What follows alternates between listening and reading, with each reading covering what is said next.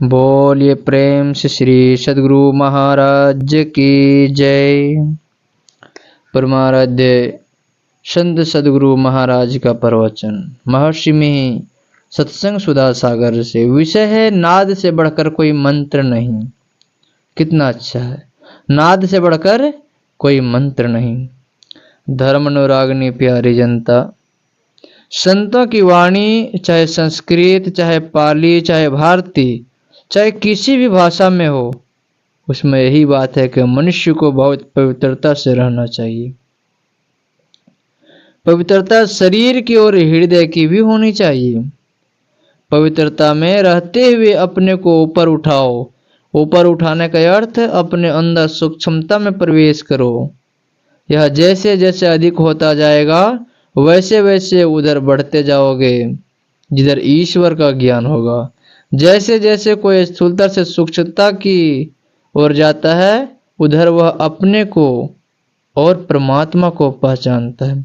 संसार को पहचानते हुए जो भोग भोगते हैं सबको प्रत्यक्ष है, उसमें कभी कोई सुखी नहीं, कोई तृप्त नहीं। संतों के ख्याल में है कि बारंबार जन्म लेना और मरना पड़ता है। यह शरीर है, कभी न कभी अवश्य छूटेगा, फिर दूसरा शरीर होगा। जैसे एक शरीर में सुख दुख भोगना होता है, उसी तरह दूसरे दूसरे शरीरों में भी दुख और सुख भोगना पड़ेगा। संतों ने कहा ईश्वर दर्शन करो, उसको पहचानो, तब कल्याण होगा। संतों की वाणी में इसी का उपदेश है, प्रेरण है। हृदय की शुद्धि यानी हृदय की पवित्रता के लिए उन्होंने कहा हृदय में राग, द्वेष, काम, क्रोध आदि विकार नहीं रखो। किसी से वैर भाव के कारण जो उसका अनिष्ट सोचता है वह कभी उधर गति को प्राप्त नहीं कर सकता। संतों में सबसे बड़ी शक्ति सहन शक्ति है, उसको अपनाओ। अंदर में प्रवेश करने के लिए, स्थूल से सूक्ष्म में जाने के लिए ऐसा ध्यान हो कि एक बिंदुता प्राप्त कर लो। बिंदु इतना सूक्ष्म होता है कि जिसको कोई बाहर में बना नहीं सकता।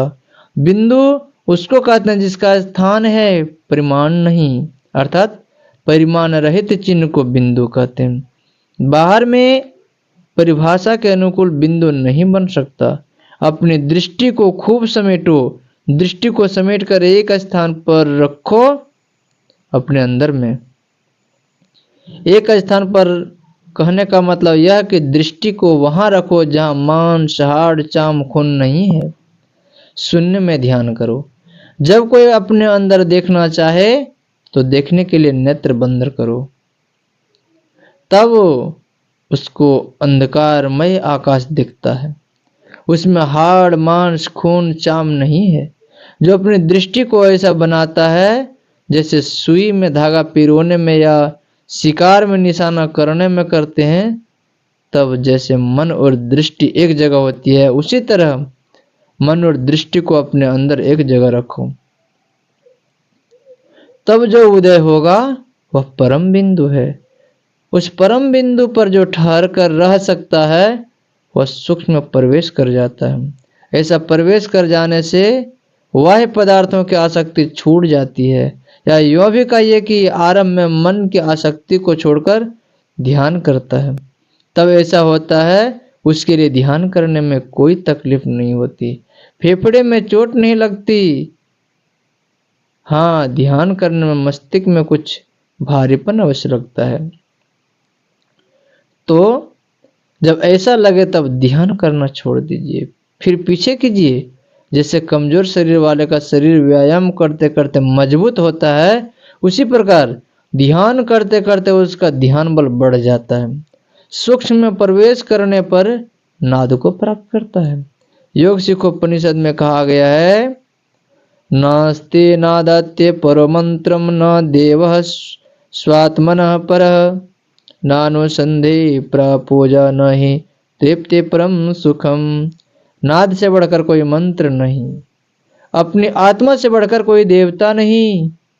नाद व ब्रह्म की अनुसंधि, अन्वेषण व खोज से बढ़कर कोई पूजा नहीं, और तृप्ति से बढ़कर कोई सुख नहीं है। इसी को ध्यान बिंदु उपनिषद में कहा गया है, बीजाक्षरम परम बिंदु नादम परो नादम तस्यो परे स्थितम सशब्दम चाक्षरे छीने निशब्दम परमम पदम। परम बिंदु ही बीजा अक्षर है, उसके ऊपर नाद है। नाद जब अक्षर अनास ब्रह्म में लय हो जाता है तो निशब्द परम पद है। अनाहतम तो अक्षसदम तस्य शब्दस्य यत् परम तत्परम विंदते अस्तु सहयोगी छिन्न संशय। अनाहत के बाद जो निशब्द परम पद है, योगी उसे सबसे बढ़कर समझते हैं। जहां सब संशय दूर हो जाते हैं। यह ज्ञान किसी भाषा में हो ग्रहण करना चाहिए, यह ज्ञान किसी भाषा में हो ग्रहण करना चाहिए। संतों की वाणी में श्रद्धा होनी चाहिए। जो कोई संतों की वाणी में अश्रद्धा करता है वह गलत करता है। यदि संत वाणी में हो और उसको करके यदि संत वाणी में हो और उसको करके देखने में लाभ हो तो उससे बढ़कर और क्या बात हो सकती है। संतों की वाणी में स्थूल ध्यान भी बतलाया गया है। कबीर साहब ने कहा है, गुरु साहब कर जानिए रहिए शब्द समाए, मिले तो दंडवत बंदगी पल पल ध्यान लगाई। स्थूल ध्यान के बाद सूक्ष्म ध्यान बतलाया गया है। सूक्ष्म ध्यान में बिंदु और नाद का ध्यान है। स्थूल ध्यान में भी दो बातें हैं, स्थूल जप और स्थूल ध्यान। इससे स्थूल ध्यान में दृढ़ होकर सूक्ष्म ध्यान में बढ़े। हृदय की शुद्धता के कारण वह संसार में अच्छी तरह रह सकता है। जो राग द्वेष रहित है वह संसार में आसक्ति से जो राग द्वेष रहित है वह संसार में आसानी से प्रतिष्ठा से रह सकता है। इस प्रकार वह संसार में भी अच्छी तरह रहेगा और परलोक में भी उसका भला होगा। श्री सद्गुरु महाराज की जय।